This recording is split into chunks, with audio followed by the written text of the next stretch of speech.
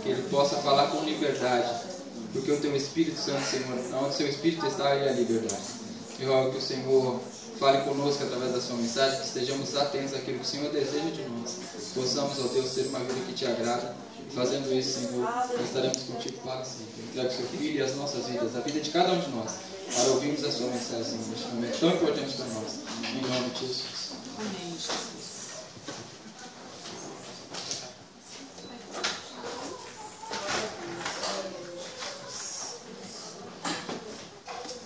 Saúde os irmãos com a paz do Senhor, amém? Amém. Graças a Deus por mais uma oportunidade de estarmos cultuando Ele. Vou estar lendo aqui Mateus 18.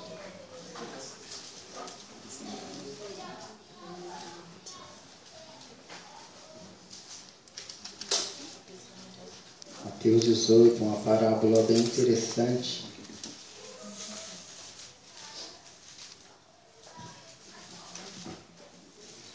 E bem poderosa, porque se trata da palavra de Deus, amém?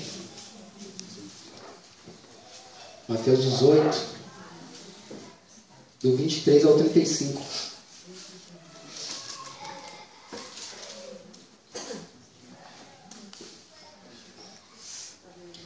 Uma mensagem bem simples de compreender,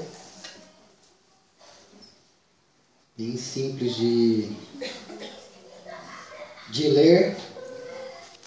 Porém, eu creio que para o ser humano é um pouquinho difícil de exercitar, né? Eu falo por experiência própria. Mas, nessa escola a qual nós estamos, nós precisamos lutar para conseguir concluir de uma forma a qual nossas vidas seja o resultado, a resposta, né? Todos acharam Mateus 18? Amém. O título aí é a parábola do credor incompassivo. E começa assim: por isso, o reino dos céus é semelhante a um rei que resolveu ajustar contas, oh Deus, com os seus servos. E passando a fazê-lo, trouxeram-lhes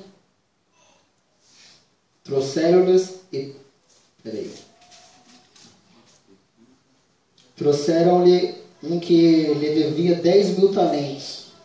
Não tendo ele, porém, com o que pagar, ordenou o Senhor que fosse vendido ele, a mulher, os filhos e tudo quanto possuía, e que a dívida fosse paga. Então o servo, prostrando-se, reverente, rogou: sê paciente comigo e tudo te pagarei. E o senhor daquele servo, compadecendo-se, mandou-o embora e perdoou-lhe a dívida. Saindo, porém, aquele servo encontrou um dos seus conservos que lhe devia 100 denários, e agarrando-o, o sufocava, dizendo: paga-me o que me deves. Então o seu conservo, caindo-lhe aos pés, lhe implorava: sê paciente comigo e te pagarei. Ele, entretanto, não quis. Antes, indo-se, o lançou na prisão até que saldasse a dívida. Vendo seus companheiros o que se havia passado, entristeceram-se muito e foram relatar ao seu senhor tudo o que acontecera. Então o seu senhor, chamando-o, lhe disse: servo malvado, perdoei-te aquela dívida toda, por que me suplicaste?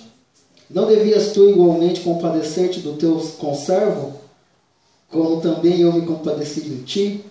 E indagando-se, o seu senhor o entregou aos verdugos, até que lhe pagassem toda a dívida. Assim também meu Pai Celeste vos fará, se do íntimo não perdoardes cada um a seu irmão. Amém? Palavra maravilhosa.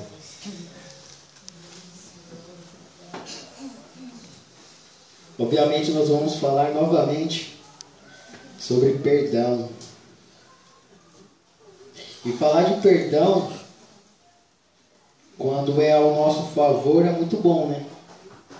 Quando a gente fala: eu recebi um perdão de dívida, eu devia 10.000 e... não precisa nem ser perdoada totalmente, né? Eu devia 5.000 e fizeram um acordo lá e eu paguei R$500, irmão. Ô, glória. Não dá um alívio? Nossa, dá uma felicidade no coração. Quanto mais você ser perdoado totalmente de uma dívida que você fez, que você usufruiu, e você não precisa pagar. E eu estava meditando nesse texto já faz alguns dias já, porque não é uma palavra fácil do ser humano ele aceitar, ele conseguir acatar, né? Falar de perdão é difícil, primeiramente, você entender que nós fomos perdoados por Deus de uma dívida impagável. Só que às vezes nos nossos corações nós não estamos acostumados a perdoar quem nos faz coisas pequenas.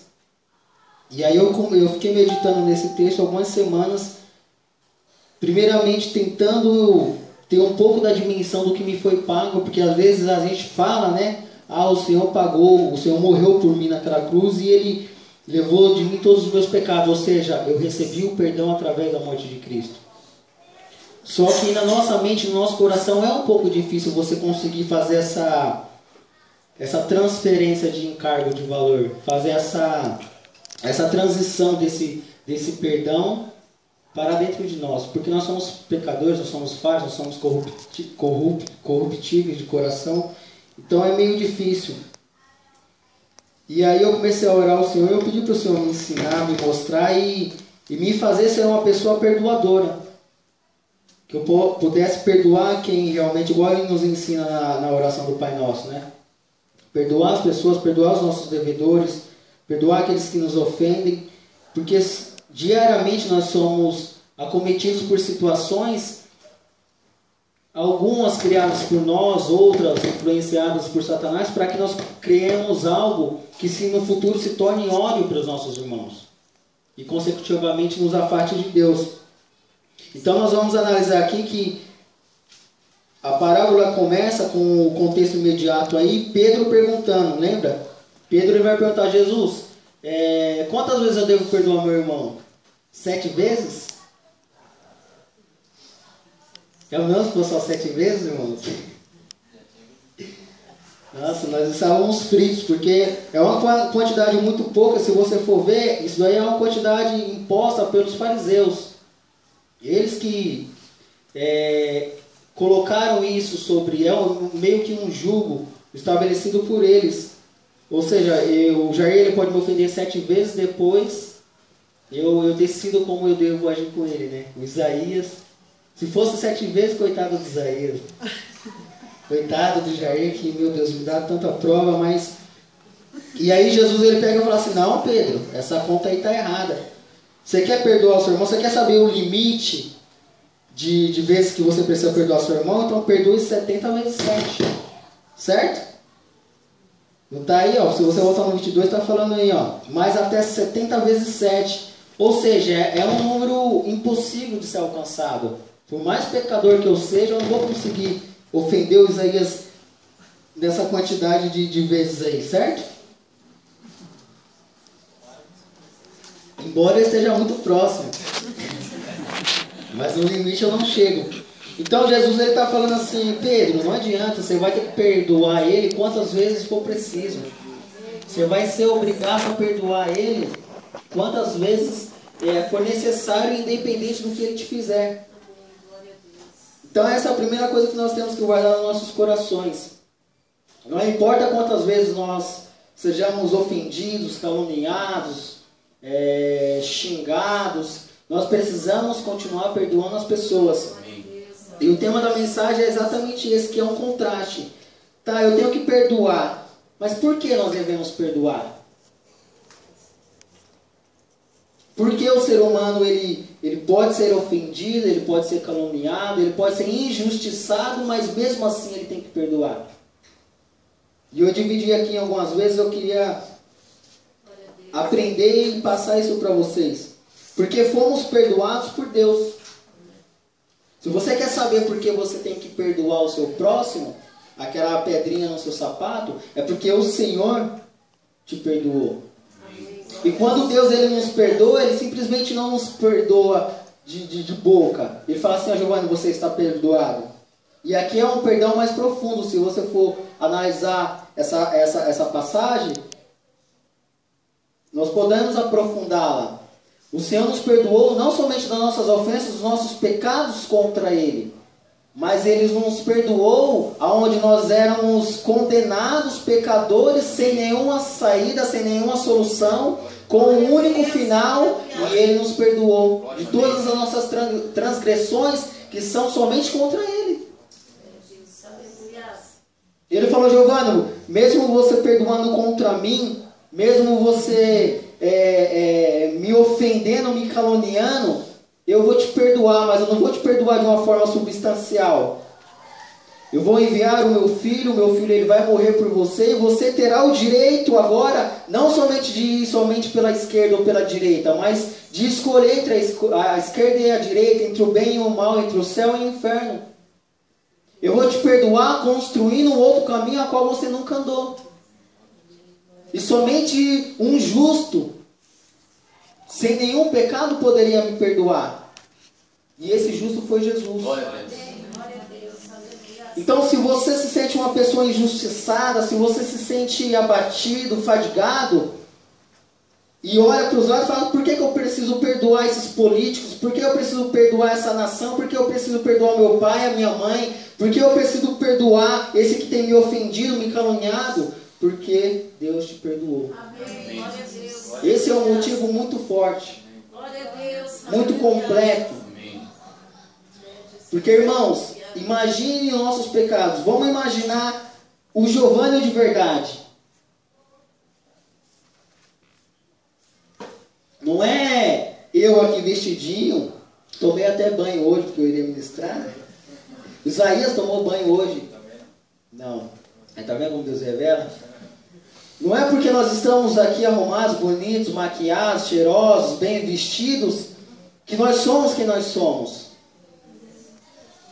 Somente quem conhece eu, sou eu mesmo.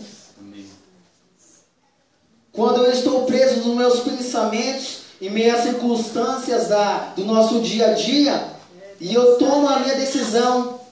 Se eu estou pensando coisas boas das pessoas, se eu tenho orado pelas pessoas, se eu tenho caluniado, se eu tenho sido um corrupto, só que oculto, somente eu sei.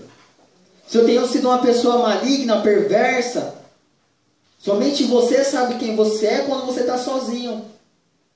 Somente você sabe quem você é quando você começa a meditar nas suas escolhas, nos seus pensamentos, aonde a sua mente tem te levado, nos seus planos, nos seus pecados ocultos que estão aqui.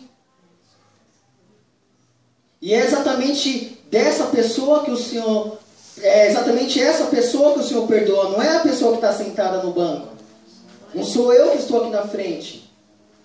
É quando eu desço no meu pior estágio, lá embaixo, que eu vejo realmente a pessoa suja, corrupta que eu sou, que o Senhor entra com perdão.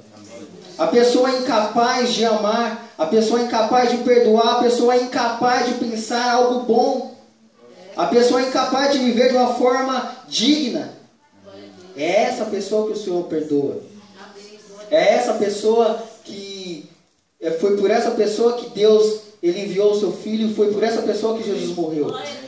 Então, se você algum dia se sentir fadigado e falar assim: Deus, já deu as 70 vezes 7, se na sua cabeça passar, extrapolar essa contagem, então lembre-se que você tem que perdoar, porque nós somos perdoados de algo terrível. Amém. De algo muito maior. O segundo ponto. Por que nós devemos perdoar? Porque a falta de perdão nos torna prisioneiros. E aí que vai começando a ficar melhor. Quando nós deixamos de perdoar as pessoas, quando nós deixamos de nos perdoar, nós nos tornamos prisioneiros dos nossos maus pensamentos, dos nossos desejos. Nós nos tornamos prisioneiros do ódio, da maldade, da perversidade. Já não mais é Cristo que acabou de nos libertar que nos guia. São esses sentimentos perversos. E aí nós começamos a nos tornar pessoas amargas, começamos a nos tornar pessoas salgadas. Pessoas que não conseguem mais amar o próximo. Pessoas que não conseguem mais desejar o bem para o próximo. Porque a nossa mente, ela não é mais de Cristo. Ela não é mais uma mente direcionada pelo Espírito, que foi tanto louvado aqui hoje. E ele é um personagem fundamental para que haja o perdão. Porque para haver o perdão, precisa haver o arrependimento. E quem nos torna pessoas arrependidas é Ele. E o Senhor, Ele pagou esse altíssimo preço para que nós fôssemos pessoas libertas, irmãos. Pessoas sadias que podem olhar no olho de cada um. Pessoas que podem... Sabe quando você fica devendo alguém? Não é ruim. Não é difícil quando você tem uma dívida com alguém, você vê a pessoa, você muda de cor. Fica igual, como que é o nome do animal lá que muda de cor? Camaleão. Camaleão. É o crente camaleão. Você muda de cor, o seu GPS ele muda. Você vai por outras direções muito mais distantes, porque a pessoa está naquele caminho, porque a pessoa pode te encontrar naquela situação, naquela estrada. E com Deus é exatamente assim. Quando Deus ele nos perdoa, quando Deus ele coloca nos nossos corações esse sentimento de perdão e Ele nos liberta, Ele nos mostra realmente como nós devemos ser, como a nossa conduta deve ser de pessoas livres. E não prisioneiras, pessoas que têm que mudar todo um caráter, toda uma postura, toda uma forma de falar, ou de estar, ou de andar, por causa da falta de perdão. O perdão ele consegue desfigurar o nosso caráter. Ele consegue transformar a nossa fala. Se nós enchemos a boca para falar que nós não devíamos para ninguém, nós precisamos agora recalcular a forma de falar. Porque agora nós já devemos, nós sabemos. E aí por quê? Porque a nossa mente ela está presa. O Senhor nos chamou para sermos pessoas livres. É exatamente isso.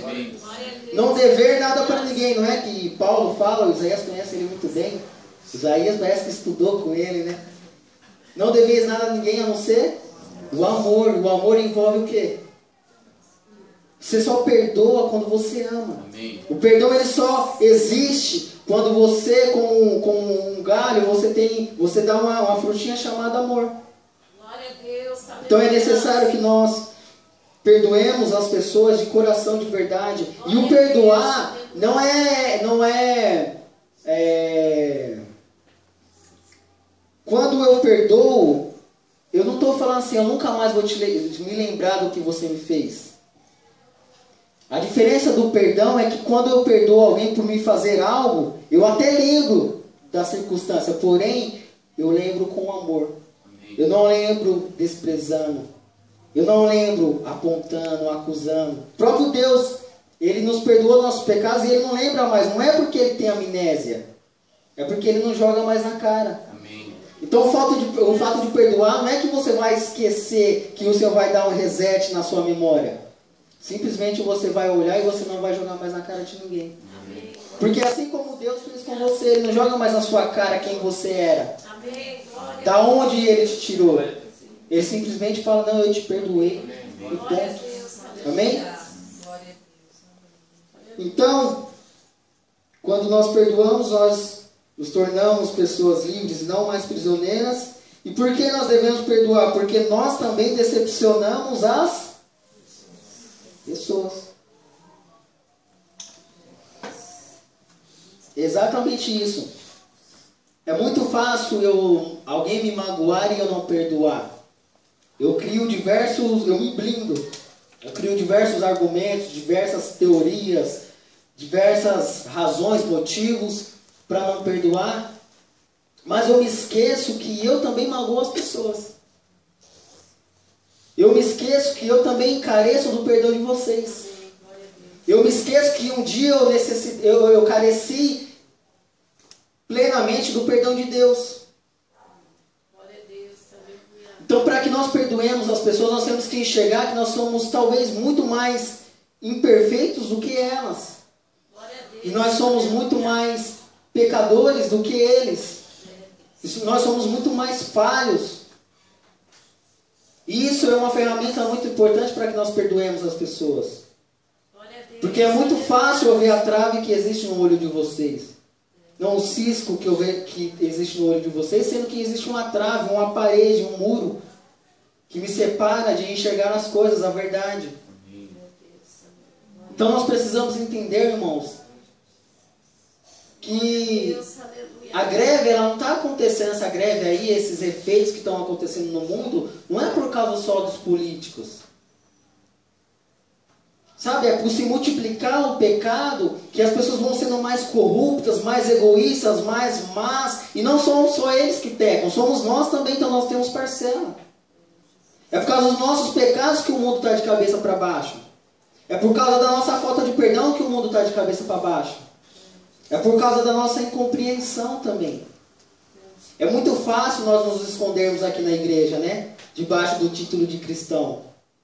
E falar que a culpa é somente dos outros que estão aí fora, dos ímpios, dos corruptos, dos ladrões. Só que às vezes nós somos mais corruptos do que eles.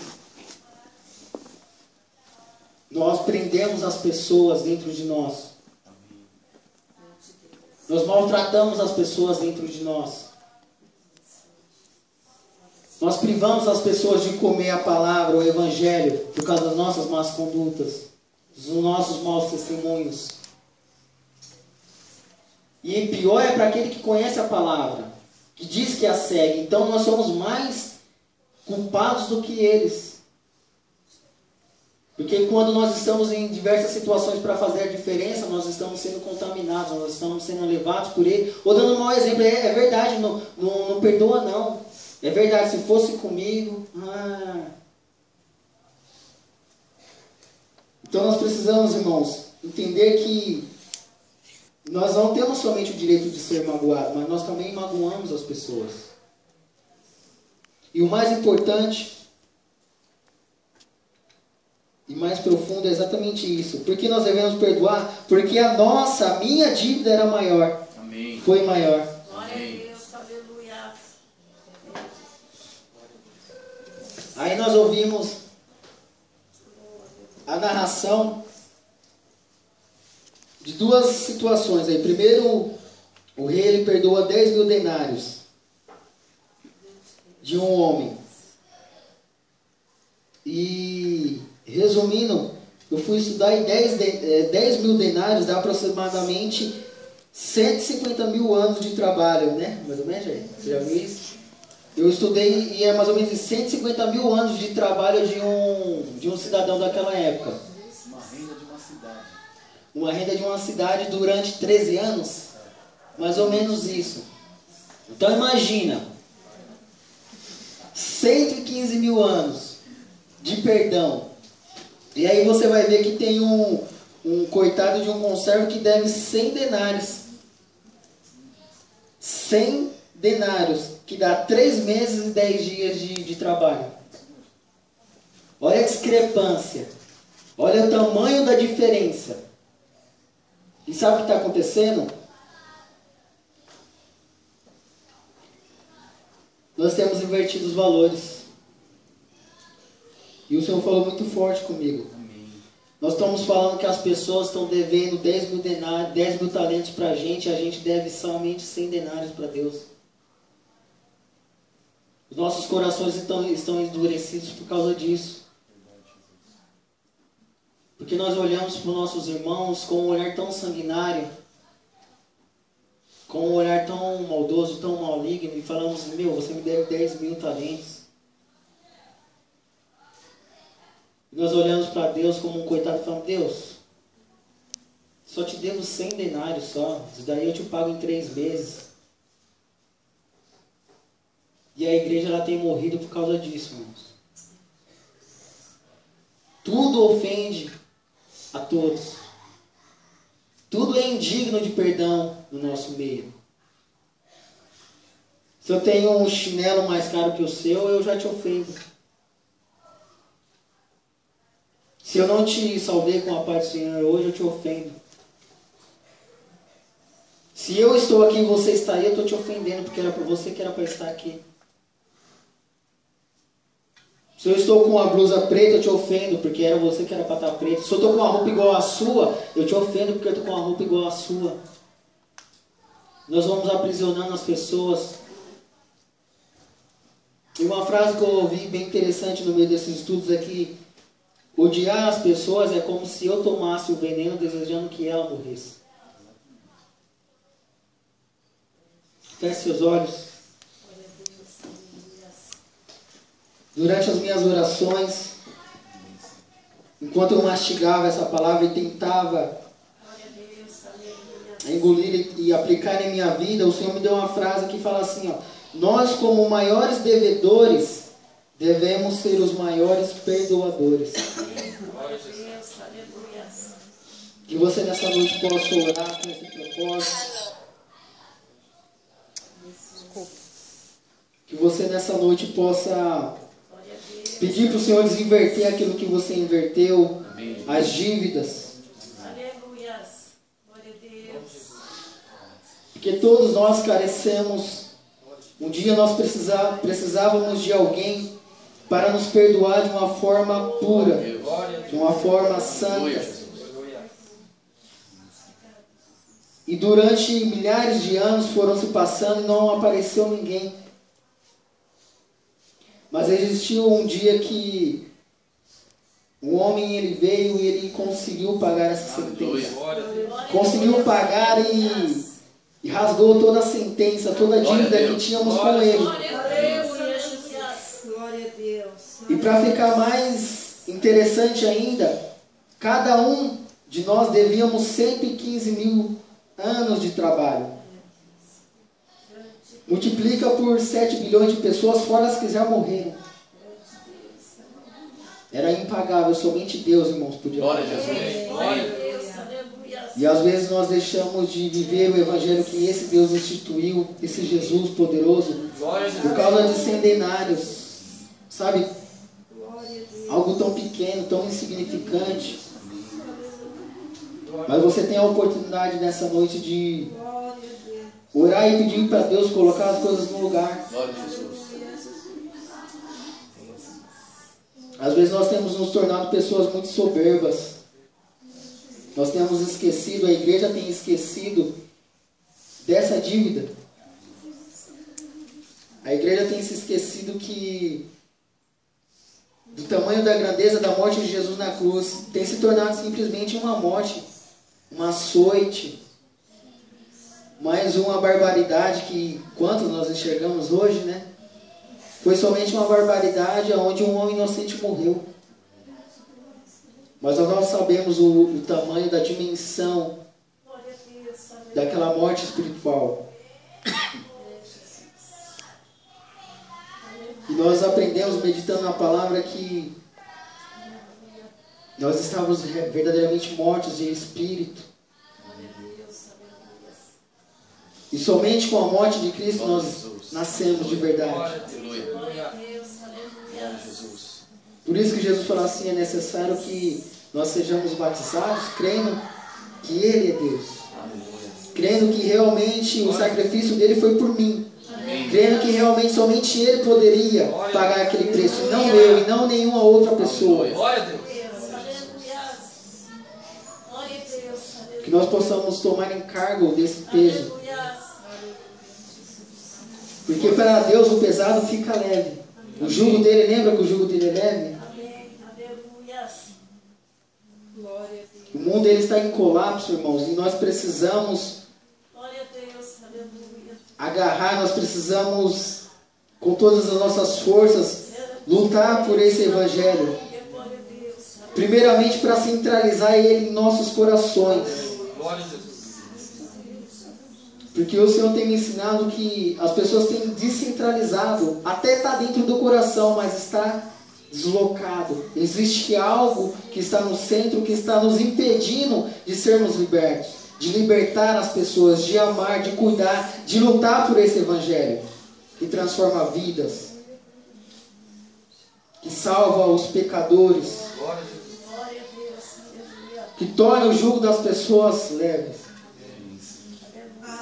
Que nós possamos orar nesse momento, crendo que não será o poder da nossa oração, muito menos a nossa eloquência, a nossa forma de falar, as nossas boas, bonitas palavras.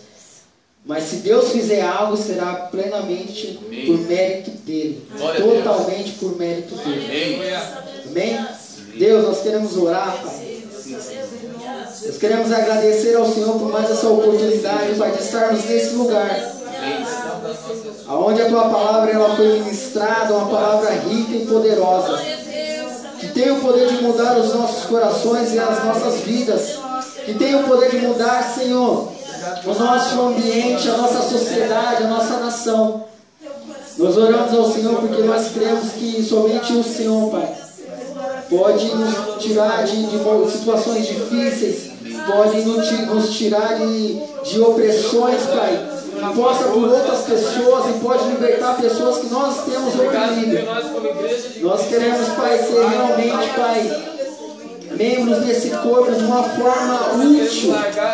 Nós queremos verdadeiramente estar lutando todos os dias para estarmos enraizados no tronco que é o Senhor. Porque nós temos a plena certeza que se estivermos em qualquer outro tronco, nós não vigaremos, nós não daremos frutos, Pai. Nós seremos simplesmente galhos, vazios, secos. Pai, que nos nossos corações, Pai, possa haver a certeza que somente o Senhor podia pagar o preço que foi pago. E que realmente o que nossos irmãos fazem são simplesmente detalhes. Que independente da dor, da situação, do momento, se nós clamarmos ao Senhor, o Senhor limpará as nossas vidas. O Senhor limpará os nossos corações. Nós tornaremos as pessoas livres, libertas para viver o Teu Evangelho. Torna, Senhor, pessoas compassivas.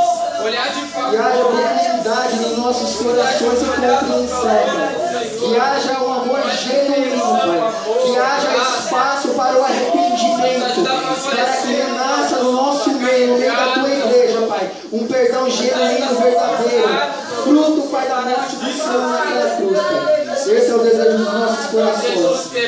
Que essa palavra ela não seja, Pai, simplesmente recitada aqui nessa noite, mas que o Senhor possa fixar nas tábuas dos corações, Pai, e que eu e que a Tua igreja possa exercitar, possa lutar para que ela possa dar fruto em nossas vidas e que nós possamos ser verdadeiros cristãos, Pai, pessoas separadas, redimidas, regeneradas pelo Senhor. Esse é o desejo de nossos corações, Pai, e por isso nós agradecemos.